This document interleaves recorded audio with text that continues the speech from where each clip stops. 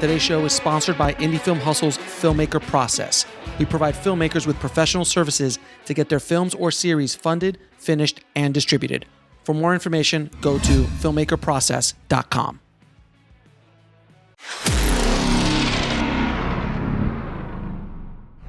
You came to you kind of got your own footing, if you will, with Spartacus. Like, how did you bring Spartacus to a contemporary audience? Because when you think Spartacus, you think the old Kubrick film, you know, with Kirk Douglas and stuff. You're like, okay, Sands and Swords, got it, you know, blah blah blah, and think this is post 300, right? So 300 already had come out. So 300 and also Gladiator obviously had already come out as well. So there was reference other than the Kubrick thing. But when you think Spartacus, that's the first thing that comes to mind. So how did you? That's what I thought.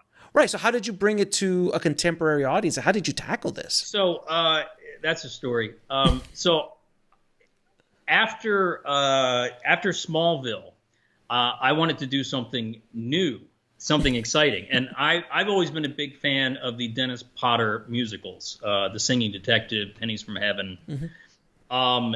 So I finished my 3-year contract on Smallville, and I was looking for my next thing. And I was talking to the people at Chuck about possibly coming on there. I was talking to the people over on the Sarah Connor Chronicles about possibly coming over there. They were both Warner Brothers, for whatever reason, lowballed me on what they were willing to pay me. And out of the blue, Sony pops up with a remake of a British TV musical that I loved called Viva Blackpool. They were doing a version with Hugh Jackman called Viva Laughlin. And I saw like a clip from their pilot, and I said, that's what I want to do. My agents were like, are you sure? I go, yes, that's what I want to do. And it turned out to be one of the most hysterical debacles I have ever seen in my life. Because I didn't see the 4 seasons of that. I didn't see 4 seasons. It was like 2 episodes. Exactly. Literally. So and there was a whole kinds of craziness going on. For people that know LA, we were originally our temporary offices when we first started up. I came in after the pilot was shot. I was a co-executive producer on the show. Were over by Universal Studios in that area. And I thought, oh, okay, great. I lived in West Hollywood. It was like, it's a commute, but it's not that bad. So I'm there for about 2 weeks when they said, great, we're going to be moving to our new permanent offices next week. I'm like, what? Who? What? Where are we going? Santa Clarita. I was like, Santa Clarita? Oh, Jesus Christ. Yeah. Over where Magic Mountain is. So I had to go from West Hollywood to Santa Clarita every day. Hour and a half, hour and 45 minutes or longer, isn't it? Yeah, it was like an hour and a half because everything's fine until you hit the traffic on the 101 near Hollywood, and then you're there for 45 minutes. So that was the first warning sign. Their major casino set, because it's centered around Laughlin, Nevada, and this guy opening his own casino. The major casino set was in Beverly Hills. So if we wanted to visit that set, I had to go from West Hollywood, check into the office, go to Beverly Hills, go back to Santa Clarita, and then it was a nightmare of epic proportions. And the show, CBS tested, it was a CBS show. They tested the pilot, which tested fantastic until people started singing. And then it was like somebody unplugged the equipment. It just went dead. So CBS kind of tried to hide the fact that it was a musical in all the promos.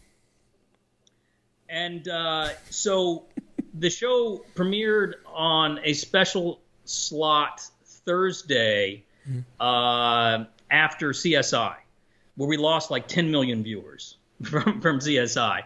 And then the second episode aired that Sunday at its regular slot. I think we lost 10 million more viewers. And driving into work on Monday, they said, you canceled. And it was also one of the strangest experiences I've had. So everybody gets there to the office in Santa Clarita. We tell them we've been canceled. We're having kind of the wake for the show. And we get an urgent call from the building's facility manager saying, everybody has to evacuate now. Santa Clarita is on fire. Of course. So driving out, The hills are on fire. It was like a hellscape. Like thousands of crows descended. I'm not shitting. I don't know where the crows came from. It was literally apocalyptic. It's like God didn't like the show. It's like, you're done. You're out. So this is all, I swear it's leading to Spartacus. So a couple of weeks after that, the writer's strike happened. So now I'm out on a picket line. And in my mind, it was like, really, the strike couldn't have happened a few weeks earlier, so it wouldn't have so much been canceled. We just would have disappeared. So I find myself on a picket line outside of Fox. And who do I bump into? Joss Whedon, my old boss. And he said, hey, I just sold a show to Fox right before we went on strike. I'd love to talk to you about coming to work on it after this is over. I go, yeah, great. And that turned out to be Dollhouse. Right. So I came in at Dollhouse after the strike was over as a consulting producer. One of the sweetest deals of my life. I was originally talking about coming in as the second in command, but then it went another way. And I said, totally fine. I'm fine with that. But I'll come in as a consulting producer for 3 days a week. I'll do a little writing. I'll do a little directing. I said, I'll come in Tuesday, Wednesday, Thursday. Don't talk to me Friday through Monday. Because I need to rest. Because I need to rest, which gave me time to work on some other stuff. So I did that. I was gearing up to direct episode 2 of Dollhouse. And I get a call from my agents. And this was the call I referred to earlier, where it's like, hey, Starz wants to do some Gladiator series with Sam Raimi. They want to talk to you. You interested? I go, I'll be right over. More than anything, I loved Sam Raimi since I was a kid. I mean, ever since I saw the first Evil Dead movie at a drive-in. So I hot-footed over, and it's the Starz executives. And at the time, Starz, I think they had one comedy, and I think they were getting ready or just about to air Crash. But that was produced by Lionsgate. They wanted this show to be the first ones that they actually produced and owned themselves. So I get in the room with the Starz executives, and on a speakerphone is Sam Raimi was nowhere to be found. I think he was shooting a movie at the time. But Rob Tappert, his producing partner, who was with him all the way back, back in the Michigan days with Evil Dead, was on the speakerphone from New Zealand, where he had relocated when he did Hercules and Xena. And so they tell me, yeah, we want to do Spartacus. And I was like, Spartacus? Ooh, I don't know. I was a huge fan of the Kubrick movie. And that's daunting to try to take that on. So we talked about it, and we all liked each other. So at the end of the meeting, they said, great, we love what we're hearing. When can you start? And I said, in about 2 months. I'm about to go direct this thing for Joss Whedon on the show I'm on. And they said, oh, well, we can't wait that long. We're going to have to keep looking. I go, Godspeed. Sorry, I'm tied up. So I was actually on set shooting this episode of Dollhouse when my agents popped up and said, hey, Starz called again. They've talked to a lot of people. They haven't found anybody they liked as much as you. Would you still be interested? And I said, hell yeah. So I literally on a couple of weeks later on a Friday locked my cut of that episode of Dollhouse. And then on Monday started on Spartacus. And I've mentioned this before in interviews. I didn't know anything about Roman history. The extent of my knowledge of Roman history was Kubrick, Spartacus, Gladiator, Ben-Hur, all of those old swords and sandals epics. So I quickly started reading up about the Third Servile War that Spartacus was involved in, and I realized that so much of the story is just made up because there's not, there's a lot of information about who won this battle and who won that battle, but there's not a lot of character stuff. And even this comes into play in the show, his true name has been lost through the ages. Nobody knows what his real name was. He was named Spartacus after an ancient king by the Romans. nobody knows who he was, and no one ever found his body after that last battle because there were just thousands of dead bodies.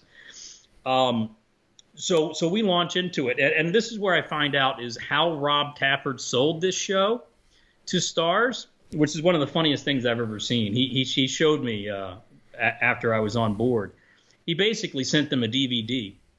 It was like an old William Castle kind of thing. It's him sitting at his desk and talking to the camera, and he's saying, wouldn't it be great if we did a show about Spartacus and it looked like this? And then they showed clips from 300 and Gladiator. And people at first were saying, it looks like a 300 ripoff. And we were always very honest and upfront that we loved what Zack Snyder and Larry Fong did with 300.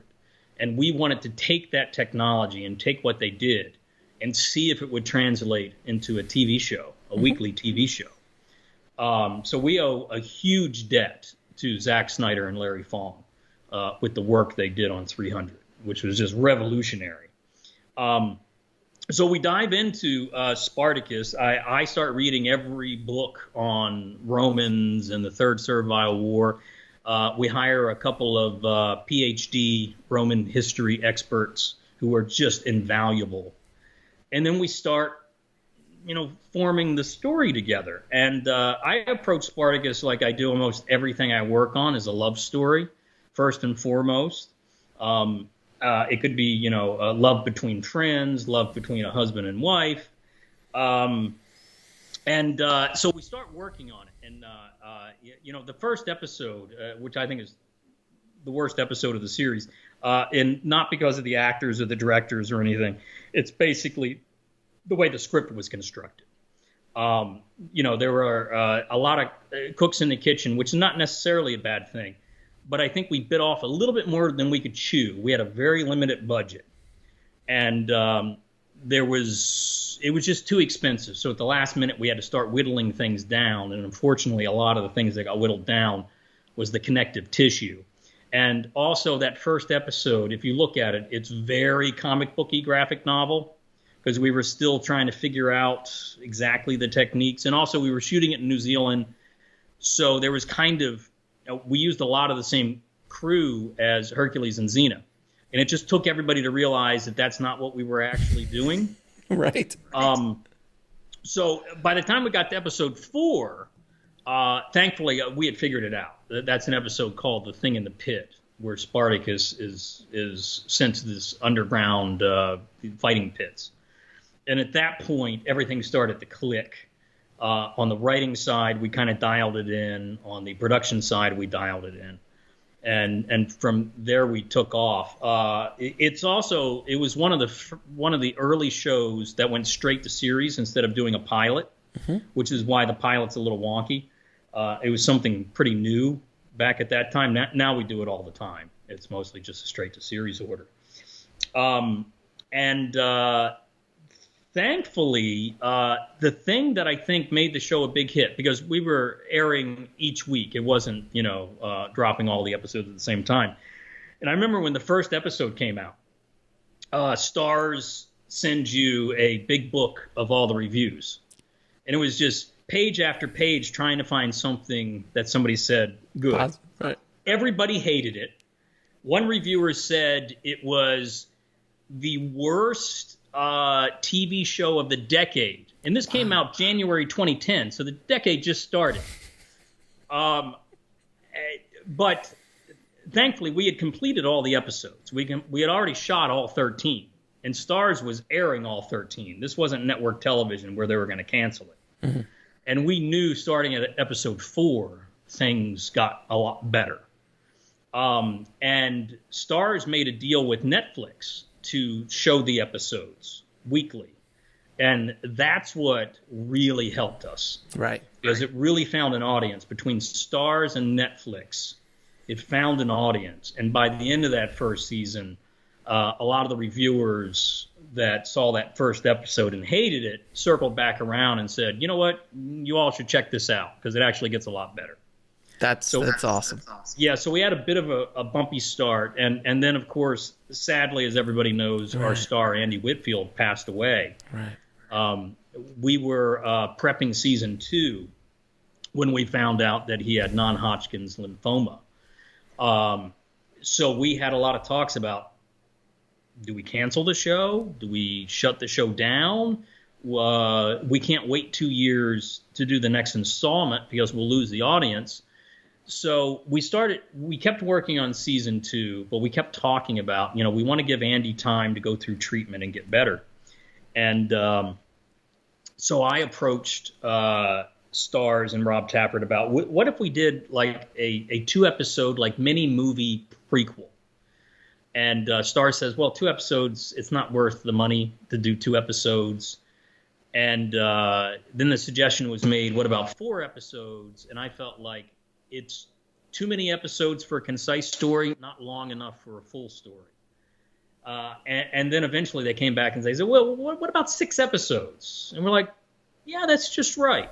So that's why we did Gods of the Arena, the prequel, to give Andy time to go through his treatments. And it's also, it's one of those things, it was born through a very tragic situation, right. But it's also, I think, one of the seasons I'm most proud of. Because it just seemed like everything was clicking. And we got to introduce Gannicus, which we were going to bring into the show, but we got to introduce him in a way where you really got to know him.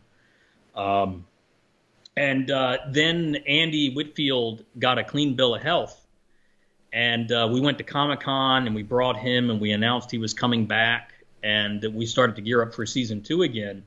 And then we got the call that the cancer came back, and he passed away a couple of months later. Which was really, really sad. And we were faced with a choice again. Do we keep going? And Andy was very firm at us to finish telling the story.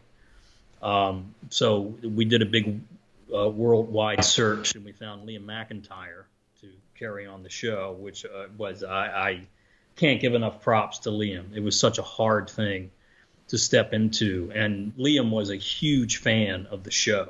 Mm-hmm. And Andy's work, so that made it doubly difficult. But it was. And what really made it special is our executives at Starz at the time. Most of them were used to programming, movies and specials on Starz.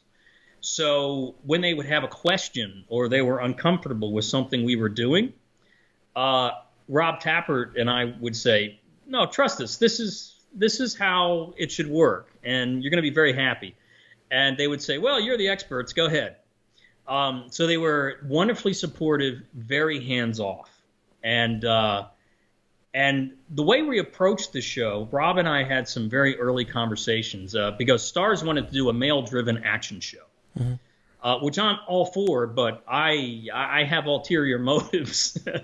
I'm a bit of a lefty, and I wanted to work in the ideas about, social justice and equality. And my big thing at the time was I felt like, and you see it even more today, that there was an economic slave class being created in the United States, that you had the super rich, the middle class was being eradicated, and then you had the poor that were basically there to funnel money to the super rich, which unfortunately is still the case.